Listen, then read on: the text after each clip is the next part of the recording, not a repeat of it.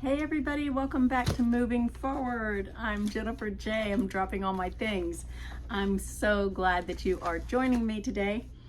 We're going to talk about Acts chapter 15 mostly. There's a few other verses in there out of chapter 13 and such, but we're going to be talking about Paul and Barnabas today. So pastor called this sermon, this was from my home church, Pilgrim Rest Baptist Church in Phoenix, Dr. Terry Mackey, and he called this Reject Rejection. And this is part 2 because he did a part 1. So I apologize, I'm going to do them in reverse order because I haven't watched that one yet. I was not in town when he did that one and I don't have notes. So I will watch that one and give you that one another time. But right now we're going to do Reject Rejection part 2. And it might be a continuation of the first one because I didn't hear the first one, okay? So I'll give you that. But I listened to it and it was fine just by itself. It didn't seem like he was picking up where he left off. So I think it'll be okay. But he read out of Acts chapter 15. And I'm going to start with, let's start there. Acts chapter 15 and verse 36. And I'm just going to read to verse 41, but I am going to read it for you. It says, "Then after some days, Paul said to Barnabas, 'Let us now go back and visit our brethren in every city where we have preached the word of the Lord, and see how they're doing.' Now Barnabas was determined to take with them John, called Mark. But Paul insisted that they should not take with them the one who had departed from them in Pamphylia, and had not gone with them to the work. Then the contention became so sharp that they parted from one another, and so Barnabas took Mark and sailed to Cyprus. But Paul chose Silas and departed, being commended by the brethren to the grace of God, and he went through Syria and Cilicia, strengthening the churches."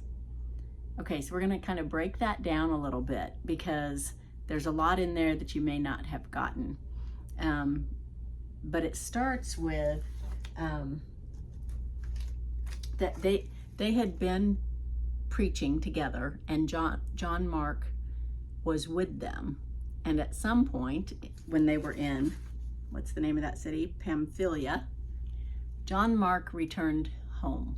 He went back to his mother's house, I think is what pastor said. And he didn't continue on in the work. He wasn't there for much of the ministry thing. The going got tough and he left. And so Paul was very upset by this. He didn't think that he should then go on with them, to come back with them now. But Barnabas thought that he should be given the grace and forgiveness and be able to go back with them. And so pastor said the word in Greek, the original word, parasium. So when it says they had a sharp disagreement, the word is parasium, and he said it's not just an argument or a disagreement. So where it says a sharp disagreement, it's this word parasium, and he said it's an imperfect tense, which means it's ongoing, which means they had a big old argument and it kept going. And have you ever had one of those kind of arguments and it just, the more the other person says, the more you say, and then things get heated and you raise your voices and things get ugly, and it might have even gotten physical, we don't know, but they really went at it, okay? And he said Paul was 100% committed to the ministry, and he's like, John Mark should have no part in that. But Barnabas was more committed to the person, and he wanted to show favor and forgiveness to the person. And pastor said they were both right and they're both wrong, because you have to commit to the ministry, but you also have to commit to the people within that ministry. And so they were stubborn and prideful and lost friends, and we need to not be stubborn and prideful and lose our friends over stuff. We need to reject rejection. So he did bring up about loose lips sink ships, and that means friendships, relationships, partnerships.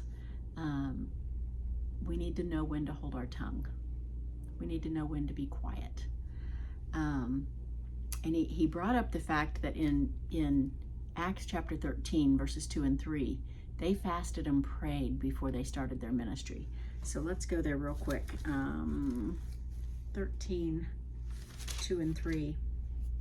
It says, as they ministered to the Lord and fasted, the Holy Spirit said, now separate to me Barnabas and Saul for the work to which I have called them. Then, having fasted and prayed, they laid hands on them and sent them away. So they were fasting and praying before they started their mission work, right? And they heard from God. And God said, go, do this ministry. Then they had this disagreement about John Mark, and it doesn't say that they stopped, and let alone fasted. They didn't even pray. They just butt heads. And that is a good reminder to us to remember when things get heated, maybe take your corners and pray and come back together again in prayer. Doesn't mean you're going to agree. Howard and I have done this. You know, we're newlyweds. When we've had a disagreement, we have had to take our corners, go to separate rooms, pray. We come back together a few minutes later, pray together, and then try to have the discussion again. One night we had to do that a couple of times because the discussion got heated pretty quickly again, and we had to separate, pray, come back together, pray together again, and then finally we're able to resolve the thing, you know, with quieter tones and emotions. But that's important in any relationship, you guys, that when you have those disagreements, everybody has a trigger. We've all been through our own stuff. Sometimes it's a tone, sometimes it's a look, sometimes it's the actual words that are said that somebody might not understand them the way you intend them. But we have triggers, and we take things differently sometimes than what people intend. We don't fully understand where they're coming from, or we're not listening to understand, we're listening to respond, which is not good. We need to be fully present and listen to understand. And we need to do that in all of our relationships, especially in the ministry. So he was talking about that they needed to have fasted and prayed, but he said, now theologians believe it was about 10 more years before 1 Corinthians was written, but in 1 Corinthians 9:6, and let's go ahead and go there. I don't think I marked it, but we can find it real fast. Acts, Romans, and then 1 Corinthians. What did I say, 9:6? 9:6, it says, or is it only Barnabas and I who have no right to refrain from working? Whoever... Paul is addressing the church, and he refers to Barnabas as a fellow apostle and worker in Jesus Christ. So if he's referring to him as a fellow worker and apostle in Jesus Christ, then we know that at this point he is probably forgiven Barnabas. But he also talks about John Mark. I don't think I wrote down the where for John Mark, but he talked about him as well. So that there had been forgiveness. We don't know how long it took. We don't know if it was a few days or if it was the full 10 years. We don't know. But at some point, there was a reconciliation. And he told, oh, I know, because it was in 1 Timothy somewhere, that he told them to welcome him. I think that's going to be in my next page. Yes, in 1 Timothy chapter 4, Paul said to welcome John Mark with open arms because he is profitable for his ministry. He says to send him to him when they can because he's profitable for his ministry. So he had to believe that John Mark was doing what God wanted as well, and was serving the Lord and called to the ministry also. So that's good that they did reconcile. We don't want it to take 10 years, you guys, and it might not have for them. We know that's how much time passed before he mentioned them, but we want to make sure that we're offering forgiveness and reconciliation much sooner. So in 1 Samuel 14:6, it says there's nothing that can hinder God from saving. there's nothing that can hinder God from saving. God can fix it, you guys. God can turn a situation around. Don't you know it? He can turn a situation around. Oh my goodness, that makes me think of Forrest Frank. I don't know, did I say his name right? I always forget which one is his first name. They're both kind of first names and last names. But anyway, he's a singer. You guys might know him. And I'll try to find the clip and attach it because, and I know I can only attach one and I want you to hear the sermon too, but this was so cool. So he's a Christian artist and he's like 20 something, 24, 25. He was skateboarding and they have video of him skateboarding and he fell, you guys. He fell and broke his back. Like now on social media, they're showing like the x-rays and everything proving it was broken. He was in the hospital. And then Torrin Wells, I don't know if you know Torrin Wells, he's also a Christian artist. And he was at, I don't know if it was a concert, he was in Ohio and he had about 500 people. Seems like if it was a concert, there would have been a lot more. So maybe he was at a university or something, I'm not sure. But he turned the camera on to Forrest, like in the hospital from a telephone call or a video chat or whatever. And he said that they were going to pray over him. And they prayed a healing prayer over Forrest. And the next day, he got up and was like playing with his 3-year-old son when he realized, I shouldn't be able to do this.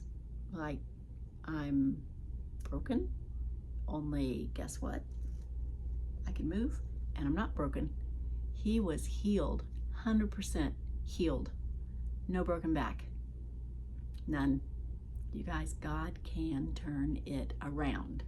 Don't think he can't. Doesn't matter what the situation is. Even in today's sermon, pastor said,